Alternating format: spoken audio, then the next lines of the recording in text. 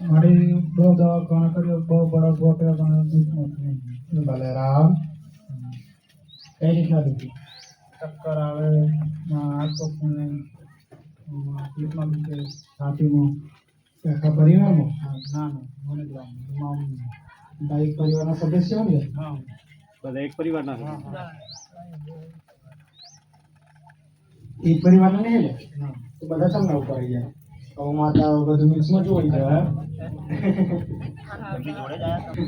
બલરામ હવે જો હું અહીંથી નીકળું બરાબર, મારા રોમણી રજાથી આ ગાડી છોડી નીકળું એટલે પાછો માતા તો હું અમારા બીજા રૂપના મોકલું. એટલે અમને કહ્યું એમ ના કહેતા હા ના એવું ના થવું જોઈએ. કે બરોબર તારે ગોમડે સંભાળે છે એનું પીરું તેમ રસ્તા પડે ભાઈ. ખરા લે 1 2 3 ત્રણ રસ્તા તો ખરા ને? ખરા ને?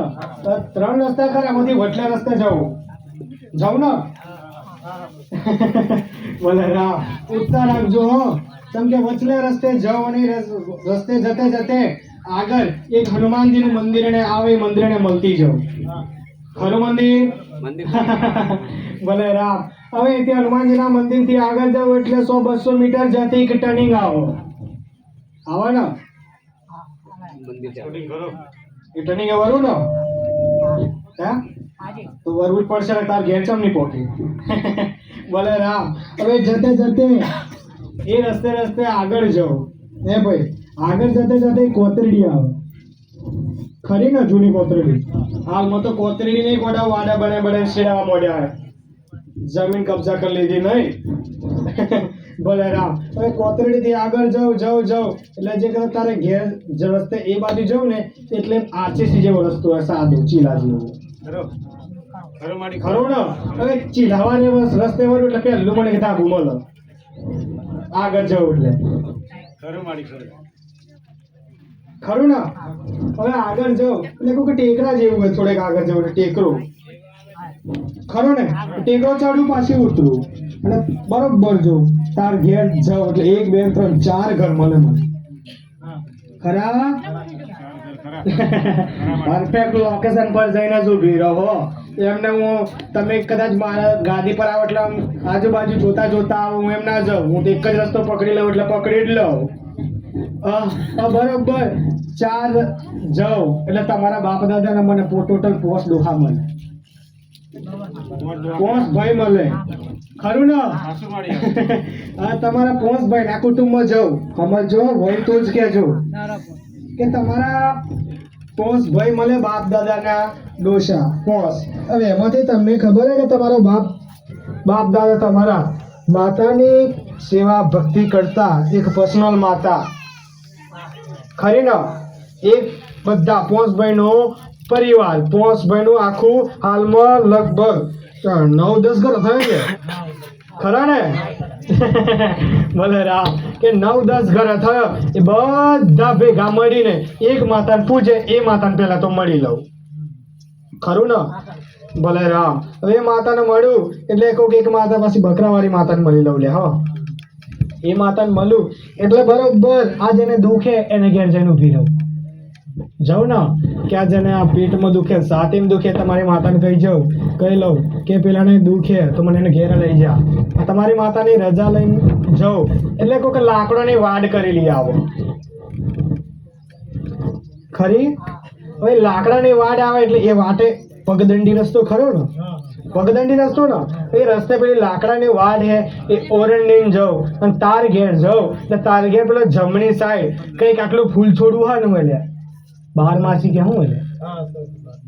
ખરી ના હોય તો પરફેક્ટ કે આટલું છે નાનું કે બહુ મોટું નથી. યાદ કરો લો 12 માસી તો અગર બીજું કોઈ પણ ફૂલનું છોડ.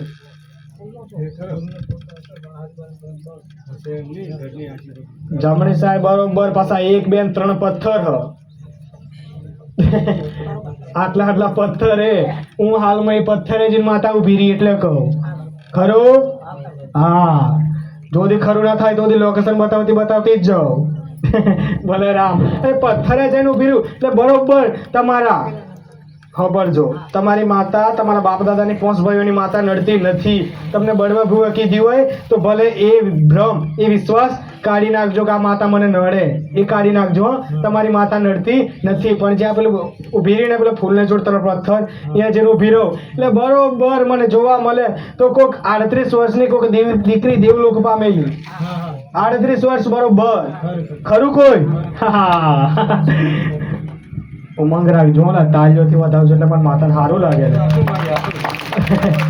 પછી ગોડાવ હું માતા એવું લોકેશન આટલું પરફેક્ટ લોકેશન આવતી જાઉં ખાલી તમે હોભરેજ જો તો મને માતાને મૂડ ચોથી આવે લે આવે ખરું. તો ગોડા હું બોલું તો મને મૂડમાં લાવજો, એ તમારું કાર્ય. હા શું ખોટું? માતાને જગાડવા ડાકલી વાળાની જરૂર પડે ને તો મને માતા રાજી કરવા તમારી જરૂર ના પડે. હા તો એમ તો મને રાજી રાખજો. ભલે બરાબર 38 વર્ષની ઉંમરે જે કોઈક દેવી લોક પામેલી અને દીવો નથી આલ્યો એવું કે બેઠી બેઠી રડે. માડી દીવો આપ્યો કે નહીં આપ્યો? નહીં આલ્યો હોય તો બેઠી બેઠી રોવે એટલે કવલ્યા કે એ હજુ ભટક્યા જ કરે તમને બળવા ભૂવો પણ બહુ જા પણ એની તો હજુ કોઈ ઓળખાણ જ નથી આલી લે. ખરું માડી ખરું. હા શું ખોટું? કે ઓળખાણ આલી નહીં આલી. હવે બરોબર જોવા જતો ઘરમાં 2 શ્રીફળ મૂકેલો. ખરા ઘરમાં 2 થી 3 ના થાય, 3 થી 1 ના થાય. ભલે રામ પૂર્વજ નો એમ કરીને બેહાડેલો એ સેવા પાછો ઘરમાં બેસી મૂકેલા. પેલા ને નહીં હાલની જ વાત કરું. હાલમાં એટલે 4, 5 વર્ષ 6 વર્ષ 7 વર્ષ ગમે તારે એક જ ઘર લાગે ને.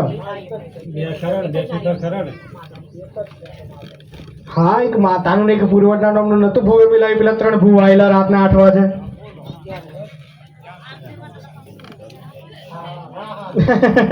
એટલે હું ખોટું ના બોલું ભલે કદાચ તમને વિચાર શક્તિ ઓછી હોય પણ મને માતાનું ઓછી ના હોય તો બોલું એટલે 100% સાચું પડવું જોઈએ.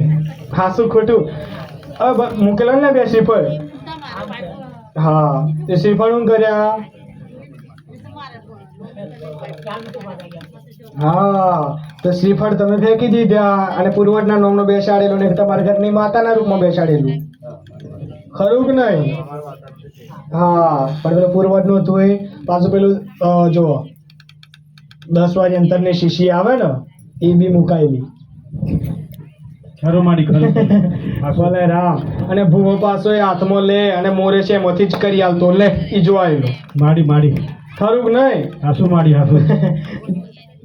ભલે રામ હોય તો કહેજો હો ભાઈ. બરોબર છે તમે પૂર્વજને તમે એવું કહો કે પૂર્વજને તમે શ્રીફળ કઈ જોયું ખબર નહીં તો આગળ કહું કે ના કહું? કહું ને. હા તો જે તમે આ જે શ્રીફળ ફેંકી દીધું પધરાઈ દીધું ગમે તે કર્યું પણ આ પૂર્વજના નામનું શ્રીફળ હતું અને એ શ્રીફળ હાલમાં તમે ગમે તે કર્યું એના લીધે પૂર્વજ નારાજ થયો અને પૂર્વજના કારણે તને દુઃખ આવ્યું.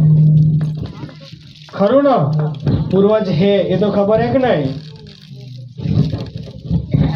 હે ભાઈ?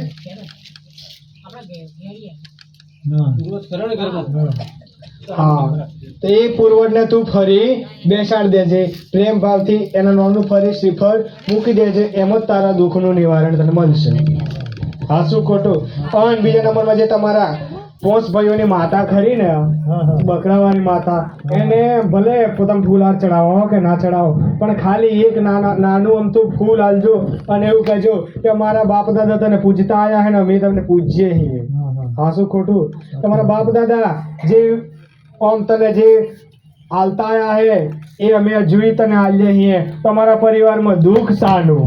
હા શું ખોટું? હવે તું કદાચ બકરા લેતી હોય, કુકડા લેતી હોય, કુકડી લેતી હોય, આટલું લેવા છતાંય જો તું અમારા પરિવારમાં દુઃખ હાલું તો અમે તને હાલીએ. એ કંઈક તોલું હું કે કોઈક રખડતી કોઈક માતા લઈ જાય છે. હા શું ખોટું? એટલું તમે તમારી માતાને કહેજો. જો તમારી માતા તરત કોણ નાવસા કરે ને તો મારું નામ માતા નહીં. હા શું ખોટું? તમે કદાચ મારા માટે કે ફૂલ લાવો ને તો ફૂલનું એવું પરિણામ તમને આલું. એક ફૂલ તમે મન ચડાવો એ ફૂલનું એવું તમને ફળ આલું. એ જ રીતે તમે દર વર્ષે તમારી માતાને બકરા કુકડા જે આલતા હોય એ તો તમારી માતા તમારી વાત સાંભળે કે ના સાંભળે?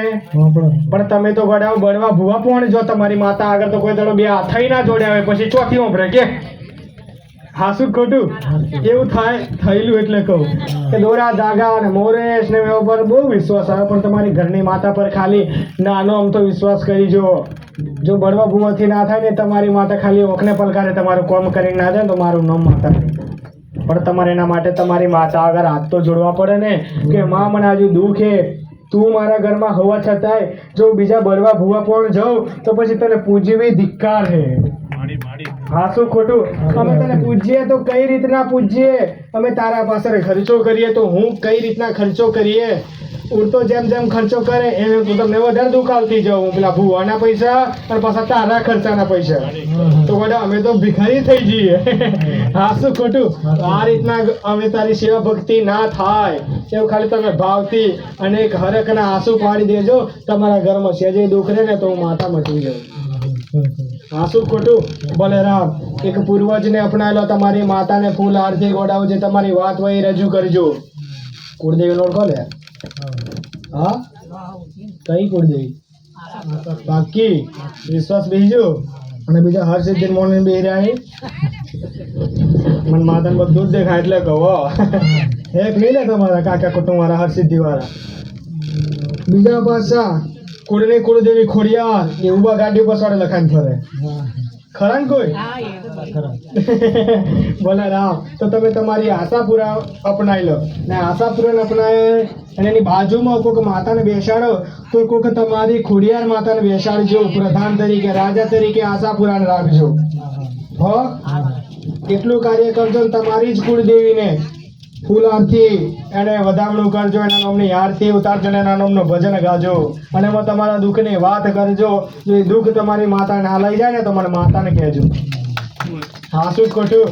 ભલે રામ જેટલો તમે ભાવથી મારા દરબારમાં મારા સાનિધ્યમાં આવ્યા એનાથી ડબલ તમારા ઘરની માતા આગળ ખાલી બે હાથ જોડીને વાત રજૂ કરજો. માતા ના સાંભળે તો મને માન કહેજો. ભલે રામ. અને બીજું કે કદાચ કોઈક મારા સાનિધ્યમાં આવે તો તમારા ઘરની માતાની રજા લઈને આવજો કે માં અમે કોઈ ગોખડે ધોમની ગાડીએ જઈએ તો તું આગળ થજે ને પછી પાછળ મહાકાળી માતાને લઈને આવજે અને મારા દુઃખનું નિવારણ લાવજે તો માતા જલ્દી જહો. ભલે રામ. બોલો બીજું